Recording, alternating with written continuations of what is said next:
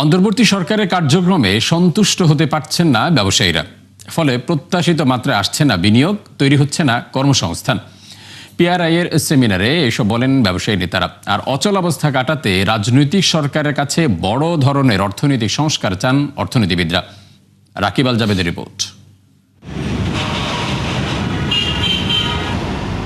কয়েক মাস ধরেই কমছে রপ্তানি আয়। অন্যদিকে জ্বালানি সংকট, আইনশৃঙ্খলা পরিস্থিতি আর আর্থিক খাতে দুরবস্থায় বিনিয়োগ থেকে এক প্রকার মুখ ফিরিয়ে নিয়েছেন ছোট বড় উদ্যোক্তারা। ফলে নতুন কর্মসংস্থান দূরে থাক, উল্টো বাড়ছে বেকারের সংখ্যা।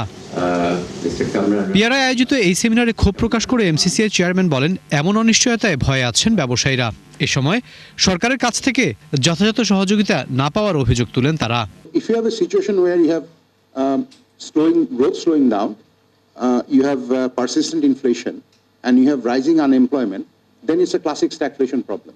The reason I think that label is very important is because that actually determines our macroeconomic action key howa uchit. Investment remains weak, and business confidence is cautious. In other words, we have stabilized the economy, but at a cost. Growth in particular remains subdued. Private investment is hesitant, industrial activity is soft, and many firms are in the wait-and-see mode. মূল প্রবন্ধে দ্রব্যমূল্যের ঊর্ধ্বগতির পেছনে রাজনৈতিক অস্থিরতাকে দায়ী করেন বক্তারা। বলেন, খেলাপি ঋণের বড় দায় বিগত সরকারের। আর অর্থনীতিকে সঠিক পথে ফেরাতে ৯০ দশকের মতো আমূল সংস্কারের পরামর্শ দেন সংস্থার chairman.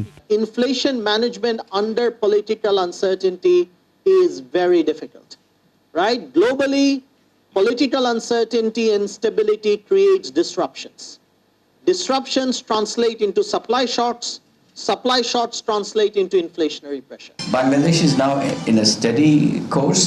Amra asha korchi je FY26 growth rate is going to be between 4.5 to 5%.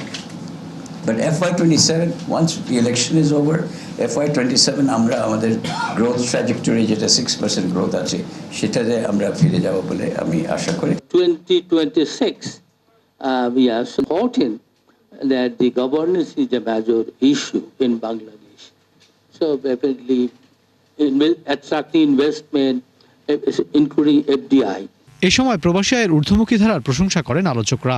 Is on the right track in terms of Rakib Al Jabed, ৭১, Dhaka.